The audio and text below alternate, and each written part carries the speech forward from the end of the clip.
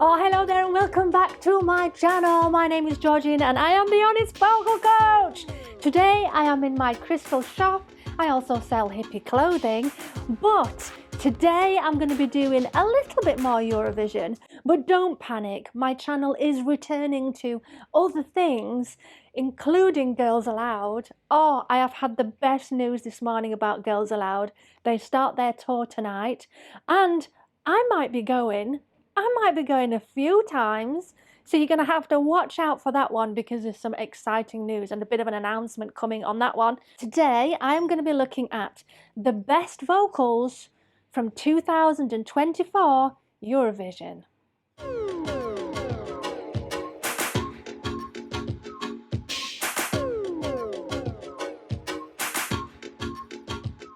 With some very exciting news coming about Girls Aloud, I strongly suggest that you subscribe to my vlog channel, which is Georgina Vlog. The links are in the description below. Incredible things coming.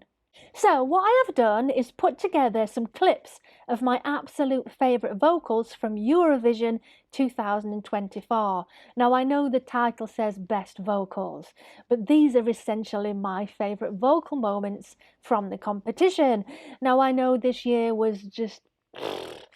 and I think that Eurovision depression when it ends feels very different this year. Last year you got that genuine kind of, oh, I'm really fed up that it's ended. But this year is kind of a little bit of a relief. There is for me anyway, which is a real shame. And this isn't the situation that we should be in, but this is where we are. So hopefully some of the issues from this year's competition will get sorted. Just hoping for a better year next year. Right, so I've put these in order of my favourite moments. I've picked some, not everything, but I've picked my favourite moments that are most memorable for me. So here's the first one.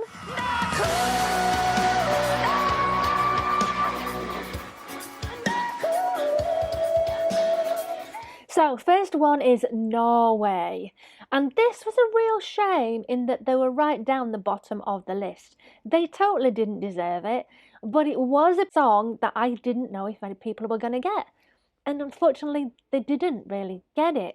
Out of this and Ireland, I was a bit like, are the audience going to get it? But unfortunately, this one, they just didn't appreciate it that much. Although saying that, there's been so many comments on social media and YouTube, etc., that have said, how did it get to be the lowest? How? Because it's actually a really good song. It's just really symphonic and epic. So this is one of my favourite vocal moments. It's a really tough vocal, what she's doing there. This almost battle cry. The fact that she starts in a nice open tone, but then she really belts it out, which is really tough on where it is in the female range. She did an incredible job.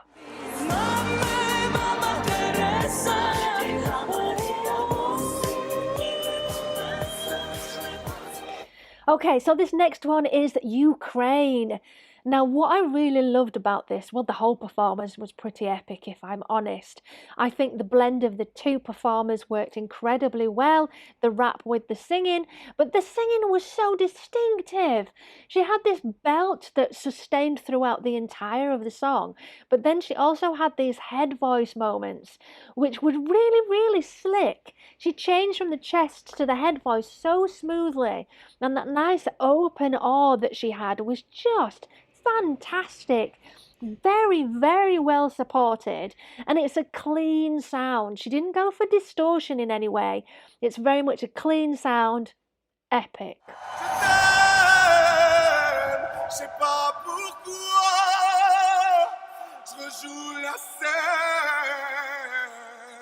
Mais c'est toujours la même fin qui recommence, tu n'entends pas ma peine. On en fait quoi? Est-ce que tu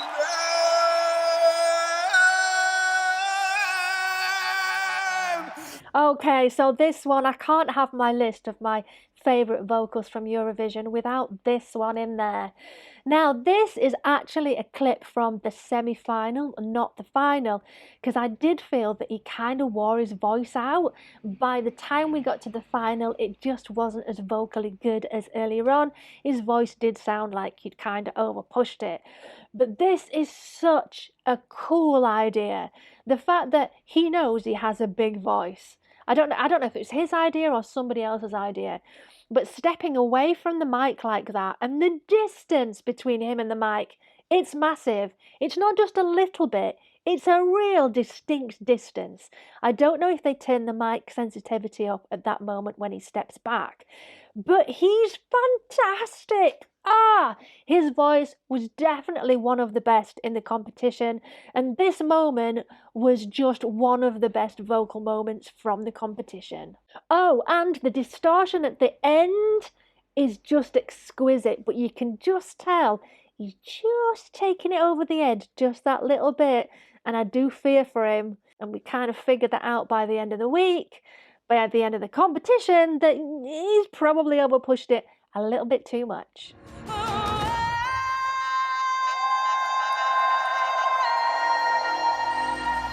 Okay, so this one is Portugal. It's such a beautiful, emotional, full of depth performance. I loved everything about it. I thought that it deserved to do a little bit better in the competition. It was fantastic. Now her voice, superb. Wow, the depth that she had, the resonance. If for you guys that don't know, resonance basically means how much vibration within the face and the body they create to make that nice resonance come through. Also, that distortion moment where she just takes it that little bit further, but it's a really, really well done distortion. It's superb technique. There's no over pushing, unlike the France entry where you can just tell it's just taking it that little bit too far. For her, just brilliant. Now, unfortunately, her performance in general throughout the competition wasn't the best. Her vocals were shaky at times and a little bit pitchy. And I remember there was an issue from the actual entry when it went into the competition. That first performance, well, probably not the first, but the first time we get to hear a voice, they had to overdub it, which was like, oh, really? Really? Apparently the audio in the performance space wasn't all that great, so they had to kind of put it over the top. And that's another thing that we need to bring up this year. I'm absolutely convinced there was stuff going on with the microphones this year, and the fact of so many backing vocals that were supposed to be backing, but literally I think they were the leads at certain times, even though the rules are they must sing the lead vocal live. I think that rule may have been stretched a little bit. Anyway, going back to Denmark, there's this moment where she lifts the chorus and her control and technique is just awesome on the hands. It's just fantastic.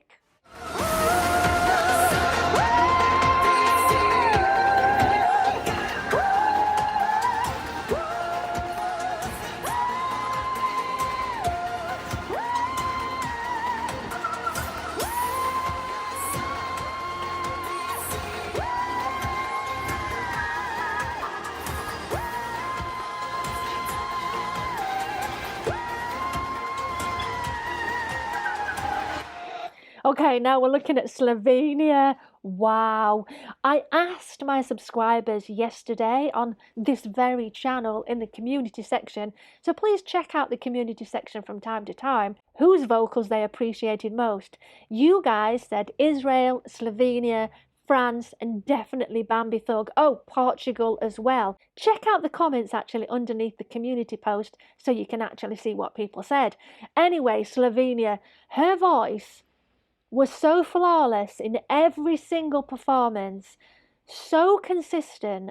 There was a maturity that came through in the voice and this confidence that wasn't a I'm all that, a show-off confidence.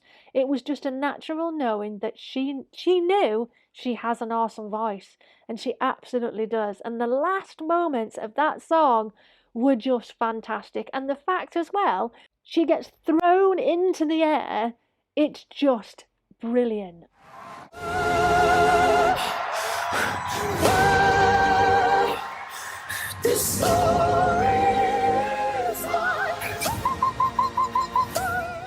Okay, so my second to first favourite vocals in the competition, this is Switzerland.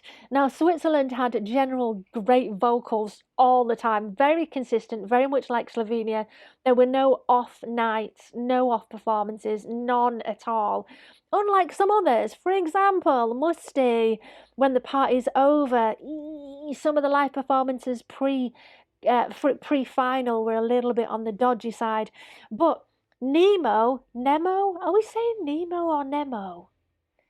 I don't know, because I thought it was Nemo, but then I heard someone say it on the internet and they said Nemo. Anyway, let me know which one, Nemo, Nemo.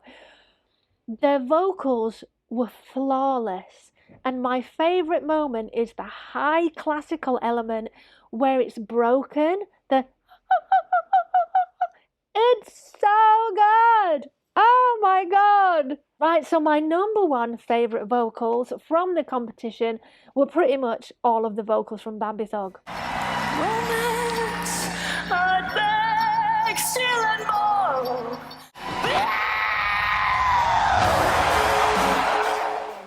Because it was so versatile. We had this sweet vocal, we then had some belts in there, then this incredible scream. It's just, I can't tell you how clever this is. So many people in the comments were like, it's not that good, they're just screaming. What? Do you know how hard that is to get it that good without hurting yourself? It was absolutely superb. So round of applause to Bambi Thug, who wins my best vocals of Eurovision 2024. But it wouldn't be right if I didn't mention Latvia before we finish this video. Their voice was so good. Just so much texture, so much detail. It's killing me slow. Try to make me just not a believer. Everybody just pretending they're preachers. Absolutely deserved where it was in the competition. Latvia was definitely an underdog that did an incredible job. Dons, fantastic. Just superb. So I want you guys to get involved. Let me know your favourite moments of the competition 2024, and I mean moments, not just the vocals, because there were some very interesting moments. Switzerland on a spinning disc, a dancer who gets flipped over. There's so many cool moments from the competition. There's also some not so cool moments as well. But do let me know in the comments below, and please subscribe. 76 of the people that watch this channel don't subscribe. So please subscribe so you don't miss any of the new content. Bye, loves.